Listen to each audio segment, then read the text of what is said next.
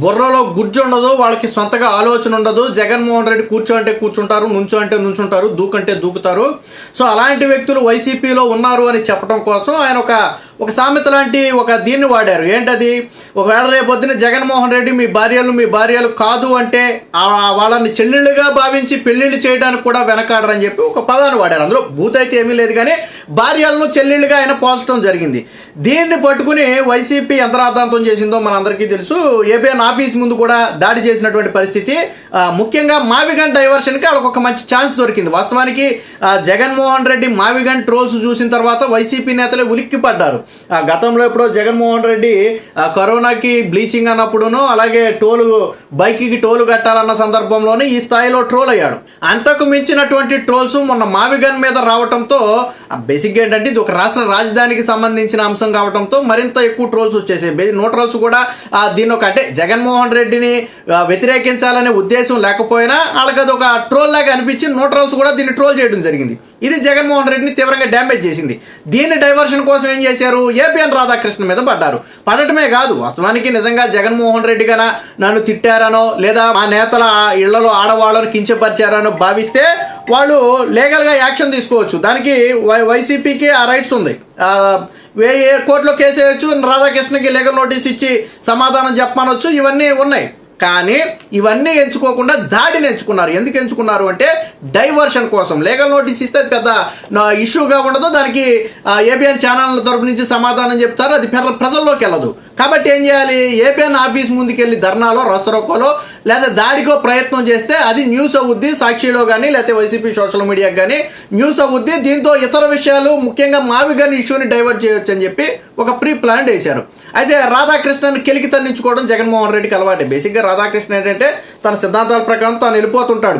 అంటే ఒకళ్ళని ఇప్పుడు అందరూ అనుకుంటారు కూటమి ప్రభుత్వానికి ఆయన అనుకూలం అనుకుంటారు, కానీ కూటమి ప్రభుత్వంలో తప్పులను కూడా ఆయన ఎత్తి చూపిస్తున్నాడు. రోజుకొక యాంటీ న్యూస్ ఏబిఎన్లోనే ఉంటుంది. చూడండి, కూటమి ప్రభుత్వంలో అది అధికారుల మీద కావచ్చు, నాయకుల మీద కావచ్చు, మినిస్టర్స్ మీద కూడా ఏబిఎన్లో ఆర్టికల్స్ రాశారు. ఈ మినిస్టర్ పనితీరు బాగాలేదు, ఈ మినిస్టర్ వ్యవహార శైలి ఇలాగ ఉందని చెప్పి అనేక ఆర్టికల్స్ కూడా రాశారు. కానీ చంద్రబాబు గారు ఎప్పుడు దాన్ని మా మినిస్టర్ మీద నువ్వు ఆర్టికల్ రాస్తావా, లేకపోతే మా ప్రభుత్వంలో నువ్వు తప్పులు ఎత్తి చూపుతావా అని చెప్పి చంద్రబాబు గారు ఎప్పుడు పేపర్ల మీద గజ్జి పెంచుకోవాలి. అందులో వాస్తవం ఉందా లేదా పరిశీలించుకున్నారు. నిజమైతే సరిదిద్దుకున్నారు. సాధారణంగా ఏ రాజకీయ పార్టీ అయినా చేయాల్సింది అదే. విమర్శించిన ప్రతి ఒక్కరిని తొక్కుకుంటూ వెళ్ళిపోతారంటే ప్రజాస్వామ్యంలో కుదరదు. అందులో ఒకవేళ తప్పు లేదనుకో అది వేరే విషయం, తప్పు ఉందనుకో సరిదిద్దుకోవాలి, అది పార్టీకి మంచిది. జగన్ గత 5 ఏళ్లలో ఏబిఎన్ విమర్శిస్తే ఏం చేశాడు? శత్రువుగా భావించాడు. ఏబిఎన్ ప్రచారాలు ఏపీలో నిలిపివేసే ప్రయత్నం చేశాడు ఆయన. ఫలితం ఏమైంది? ప్రజలు ఆమెను ఊరుకున్నారా? మొన్న ఎన్నికల్లో తీర్పు చెప్పారు. అయితే ఏబిఎన్ రాధాకృష్ణని ఎప్పుడైతే రెచ్చగొట్టారో ఆయన మళ్ళీ వీకెండ్ కామెంట్లో నెక్స్ట్ వీక్లో కొన్ని సంచలన ఆరోపణలు కూడా చేశాడు. ఇప్పుడు ఆ ఆరోపణలే కొంత వైరల్గా మారాయి. ఎప్పుడు రాధాకృష్ణ ఏ బాంబు బోలుస్తాడో తెలియక వైసీపీ నేతలు కూడా భయపడుతున్నటువంటి పరిస్థితి. ఏంటి ఆ బాంబు అంటే, గత 25 ఏళ్ల క్రితం రాజశేఖర్ రెడ్డి కుటుంబంలో జరిగినటువంటి ఒక ఘటన నాకు తెలిసి నేను దిగ్భ్రాంతికరమైనటువంటి ఘటన అది. నేనే షాకుకు గురయ్యాను. బాహ్య ప్రపంచానికి తెలిస్తే ప్రజలందరూ మరింత షాకుకు గురయ్యేటువంటి ఘటన అదని చెప్పి చెప్పడంతో పాటు ఆ ఘటన గురించి తెలిసిన నాకు వివేకానంద రెడ్డి హత్య అనేది చాలా చిన్నదిగా అనిపించింది, నాకేం పెద్ద ఆశ్చర్యం కలిగించలేదు అని మాట్లాడా. అంటే జగన్మోహన్ రెడ్డి మనస్తత్వంతో పోలిస్తే వివేకానంద రెడ్డి హత్య కూడా నాకు పెద్దగా ఏమీ అనిపించలేదు. అంటే అంతకంటే దారుణమైనటువంటి మనస్తత్వం జగన్మోహన్ రెడ్డిదని ఇక్కడ రాధాకృష్ణ చెప్పగానే చెప్పాడు. దాంతోపాటు ఇంకోటి కూడా చెప్పాడు. రాజారెడ్డి పెంపకంలో పెరిగినటువంటి జగన్మోహన్ రెడ్డిని మొదటి నుంచి కూడా రాజారెడ్డికి వారసుడిగా చెప్పుకుంటారు. రాజారెడ్డి అంటే అరాచకాలు, అక్రమాలు, దౌర్జన్యాలు, దోపిడీలు ఈ టైపు. సో అలాంటి రాజారెడ్డిలు 100 మంది రాజారెడ్డిలు కలిస్తేనే జగన్మోహన్ రెడ్డి అని గతంలోనే జగన్మోహన్ రెడ్డికి ఒక బిరుదు ఉంది, అది నిజమేనని చెప్పి మొన్న ముఖ్యమంత్రి అయిన తర్వాత నిరూపించుకున్నాడని చెప్పడంతో పాటు పోలీసులనే వాళ్ళ స్టేషన్లో కొట్టినటువంటి చరిత్ర ఉన్నటువంటి జగన్మోహన్ రెడ్డి ఇప్పుడు నన్ను అధికారంలోకి వస్తే అదే పోలీసుల చేత కొట్టిస్తానంటున్నాడని చెప్పి ఇక్కడ జగన్మోహన్ రెడ్డి గతంలో చేసిన, అంటే పోలీసుల మీద దాడి చేశారనేది ఇప్పుడు కాదు, గతంలో చాలా సోషల్ మీడియాలో కూడా వచ్చినాయి. చాలామంది కూడా గతంలో చెప్పారు రాజశేఖర్ రెడ్డి అప్పుడు ఏదో చేసి కాపాడాడు, స్టేషన్లోకి వెళ్ళి పోలీసులను కొడితే ఏదో కాళ్ళ వేళబడి బ్రతిమలాడి కేసు కూడా అయ్యిందనేది అంటారు. ఇప్పటికీ రికార్డ్స్ ఉంటే తీస్తే మీరని చెప్పి ఏదో చెప్తారు, ఏదో స్టేషన్ పేర్లు కూడా చెప్తారు. సో ఆ ఇష్యూ గురించి కూడా చెప్పాడు. అలాగే ఇంకోటి కూడా చెప్పాడు. గతంలో రాజశేఖర్ రెడ్డి బ్రతుకున్న సమయంలో జగన్మోహన్ రెడ్డిని నువ్వు హైదరాబాద్లో ఉండొద్దు, నువ్వు బెంగళూరు ప్యాలెస్లోనే ఉండు, నువ్వు హైదరాబాద్ రావద్దు, ఎటువంటి కార్యక్రమాల్లోనూ నువ్వు జోక్యం చేసుకోవద్దని చెప్పి రాజశేఖర్ రెడ్డి అన్నాడట. సో ఎందుకు అనాల్సి వచ్చింది? జగన్మోహన్ రెడ్డిని సొంత తండ్రే నువ్వు హైదరాబాద్ రావద్దు అన్నాడంటే ఎలాంటి మనస్తత్వం ఉందో మీరు అర్థం చేసుకోండి అని చెప్పి అందులో చెప్పారు. ఇది వాస్తవం. ఇది ఎలా తెలిసిందంటే రోసయ్య బ్రతుకున్న సమయంలో ఆయన చెప్పాడు, ఆ విజయం కూడా నా దగ్గర కొన్నిసార్లు బాధపడింది, రాజశేఖర్ రెడ్డి ఏమో జగన్మోహన్ రెడ్డిని రావద్దు బెంగళూరులోనే ఉండంటాడు, జగన్మోహన్ రెడ్డి ఏమో బెంగళూరులో ఉండడు హైదరాబాద్లో ఉంటాడని చెప్పి కొంచెం బాధపడిందని చెప్పి స్వయంగా రోసయ్య చెప్పాడు. వాళ్ళ అప్పట్లో రాజశేఖర్ రెడ్డితో బాగా సంబంధం ఉన్నటువంటి వ్యక్తి. సో ఇది అబద్ధం అయితే కాదు. ఇకపోతే ఇంకోటి ఏంటంటే, ఇప్పుడు ఏదైతే ఒక 25 ఏళ్ల క్రితం ఒక దిగ్భ్రాంతికర ఘటన అనేది ఏంటంటే, ఇప్పుడు రకరకాల సోషల్ మీడియాలో రకరకాలుగా మాట్లాడుకుంటున్నారు. సరే, అది ఎంత నిజం ఎంత అబద్ధం అనేది మనకు తెలియదు అనుకోండి. గతంలో రాజశేఖర్ రెడ్డి మీద జగన్మోహన్ రెడ్డి చేయి చేసుకున్నాడని, లేకపోతే రాజశేఖర్ రెడ్డి మెడబెట్టి జగన్మోహన్ రెడ్డిని బయటికి గెంటేసిన ఘటనని, ఇలా ఏదో రకరకాల ఎవరి స్టోరీ వాళ్ళు వెళ్తున్నారు. కానీ బట్ మొత్తానికి ఏదో ఒక విషయం అయితే, అంటే బాహ్య ప్రపంచానికి చాలామందికి తెలియని ఒక విషయం అయితే ఉంది అని చెప్పి ఒప్పుకుంటారు, చాలామంది ఒప్పుకుంటారు. అది అప్పట్లో రాజశేఖర్ రెడ్డికి బాగా సన్నిహితంగా ఉన్న వాళ్ళకి తప్ప మిగతా వాళ్ళకి పెద్దగా తెలియదు. అలాంటి వాళ్ళు ఇప్పుడు చాలామంది రాజకీయాల్లో లేరు, కొంతమంది అలా ఈ భూమి మీద లేరు అని చెప్పి చెప్తూ ఉంటారు.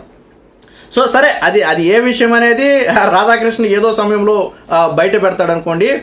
ఇకపోతే వివేకానందరెడ్డిని కూడా వివేకానందరెడ్డి సమయంలో కూడా జగన్మోహన్ రెడ్డి ఇబ్బంది పెడితే రాజశేఖర్ రెడ్డి గత్యంతరం లేక వివేకానందరెడ్డితో అప్పట్లో తన ఎంపీ పదవికి రాజీనామా చేయించారనేది ఒక ప్రచారం. అది కూడా ఒక రకంగా వివేకానందరెడ్డి మీద చేయి చేసుకున్నంత పని చేశాడు జగన్మోహన్ రెడ్డి అనే, లేదా బెదిరించాడనో మొత్తానికి నడుస్తుంది. కడపకి చెందినటువంటి కొంతమంది నేతలు చెప్తూ ఉంటారు దీన్ని అప్పుడప్పుడు. సో ఆ టైంలో వివేకానంద రెడ్డి కొంత మనస్తాపం చెంది రాజశేఖర్ రెడ్డి దగ్గరికి వెళ్ళి నేను తప్పుకుంటానని చెప్పి తప్పుకున్నారని, తర్వాత సోనియా గాంధీ ఎందుకు రాజీనామా చేశారని ఆరా తీయగా అప్పుడు జగన్మోహన్ రెడ్డి విషయం తెలుస్తూ ఉంటాం, రాజశేఖర్ రెడ్డిని ఢిల్లీ పిలిపించి మరి సోనియా గాంధీ వార్నింగ్ ఇచ్చిందని, నీ కొడుకుని కంట్రోల్లో పెట్టుకో, రాజకీయాల్లో ఇన్వాల్వ్ అయ్యి ఇలాంటి వాటిలో ఏళ్లు పెడితే మాత్రం సహించేది లేదని చెప్పి సోనియా గాంధీ అప్పట్లో రాజశేఖర్ రెడ్డికి వార్నింగ్ ఇస్తే, సోనియా గాంధీకి తన జగన్మోహన్ రెడ్డి తరపున రాజశేఖర్ రెడ్డికి క్షమాపణ చెప్పి అప్పుడు బయటకు వచ్చాడని కూడా ఒక వార్త ఉంది. ఇది కూడా వాస్తవమే, ఎందుకంటే వివేకానందరెడ్డి రాజీనామా వెనక జగన్మోహన్ రెడ్డి బలవంతం ఉందనేది వాస్తవం. అది సోనియా గాంధీకి తెలిసి రాజశేఖర్ రెడ్డినే ఢిల్లీ పిలిచి వార్నింగ్ ఇచ్చిందట, నీ కొడుకుని కంట్రోల్లో పెట్టుకో, రాజకీయాల్లో ఇన్వాల్వ్ చేయొద్దని చెప్పి ఒక వార్నింగ్. రాజశేఖర్ రెడ్డి ముఖ్యమంత్రి పదవి ఎందుకు ఇవ్వలేదో తెలుసా? ఆ రోజు కాంగ్రెస్ పార్టీ వాస్తవానికి ఆ రోజు రాజశేఖర్ రెడ్డి ఫేవర్ నడుస్తుంది, రాజశేఖర్ రెడ్డి తనయుడిగా జగన్మోహన్ రెడ్డికి ఇస్తే రాష్ట్రంలో వాళ్ళకి మరింత బలపడే ఛాన్స్ ఉంటుందని తెలిసి కూడా ఎందుకు జగన్మోహన్ రెడ్డికి ఇవ్వలేదంటే, జగన్మోహన్ రెడ్డి చరిత్ర ముందే సోనియా గాంధీకి తెలుసు. ఈ వివేకానంద రెడ్డి ఘటనలో కావచ్చు, వీటిల్లో కావచ్చు, సోనియా గాంధీకి తెలుసు కాబట్టే ఇవ్వలేదు. సో ఇవన్నీ చాలామంది మాట్లాడే, ఇప్పుడు కొత్తగా రాధాకృష్ణ ఏదో చెప్తానన్నాడని కాదు, కానీ ఇవన్నీ బహిరంగ సత్యమే. చాలామంది మీడియాతో మాట్లాడుతూ అనేక సందర్భాల్లో సీనియర్ నేతలు చెప్పినటువంటి విషయాలే ఇవి. రాజశేఖర్ రెడ్డిని సోనియా గాంధీ వారించింది, బెదిరించి సోనియా గాంధీ వార్నింగ్ ఇచ్చి కొడుకుని కంట్రోల్లో పెట్టుకోమని చెప్పింది అన్నమాట కూడా గతంలో చాలా సందర్భాల్లో సోషల్ మీడియాలో తిరిగినటువంటి వార్తే. సో ఇవన్నీ బయట పెట్టడంతో పాటు ఇక మహిళల గురించి అన్నారు కాబట్టి వాళ్ళు మహిళలను ఏ విధంగా కించపరిచారనేది కూడా రాధాకృష్ణ క్లియర్గా రాశాడు. అమరావతి రైతులను వేసులుగా పోల్చడం కావచ్చు, సొంత తల్లి చెల్లి మీద అత్యంత నీచంగా కథనాలు రాయించడం కావచ్చు, షర్మిల మీద వర్రా రవీంద్ర రాసిన రాతలు అత్యంత దారుణమైనవి. అసలు షర్మిల రాజశేఖర్ రెడ్డి కూతురు కాదు, ఎవరికి పుట్టిందో విజయమ్మని అడగండి అని చెప్పి ఒక మాట అంటే అది ఎంత దారుణమైనటువంటి పదం. అప్పుడు జగన్ సీఎంగా ఉన్నాడు. మరి జగన్ సీఎంగా ఉన్నప్పుడు షర్మిల మీద లేకపోతే విజయమ్మ మీద అంత పెద్ద నింద వేస్తే, తన తండ్రి మీద అంత పెద్ద నింద వేసినప్పుడు ఎవడైనా సరే ముందు ఏం చేయాలో బొక్కలు ఎరగొట్టాలి. కానీ జగన్మోహన్ రెడ్డి వాళ్ళని కాపాడుకుంటూ వచ్చాడు. సునీత కానీ షర్మిల కానీ ఏం చెప్తారు, నా మీద జరుగుతున్నటువంటి ఈ దాడిలో బ్యాక్గ్రౌండ్లో వైఎస్ భారతీయ సోషల్ మీడియాలో నడిపిస్తుందని అనుమానం ఉందన్నట్టుగానే వాళ్ళు గతంలో మాట్లాడారు. సో ఏది ఏమైనా మొత్తంగా ఏబిఎన్ రాధాకృష్ణను కెలికి తన్నించుకోవటం వల్ల ఇప్పుడు ఆయన మరిన్ని విషయాలు బాహ్య ప్రపంచం దృష్టికి తీసుకొచ్చే ప్రయత్నం చేశారు. ఇంకోటి కూడా చెప్పాడు, నేను రాజశేఖర్ రెడ్డితోనూ తలపడ్డాను, కేసీఆర్తోనూ తలపడ్డాను, 2 రాష్ట్రాల్లో వీరిద్దరూ అధికారంలో ఉన్నప్పుడు కూడా తలెగరేసుకుని కాలరెగరేసుకుని బ్రతికాను తప్ప ఎవరి దగ్గర చేయి జాచి బతకలేదు, ఎవరికి లొంగి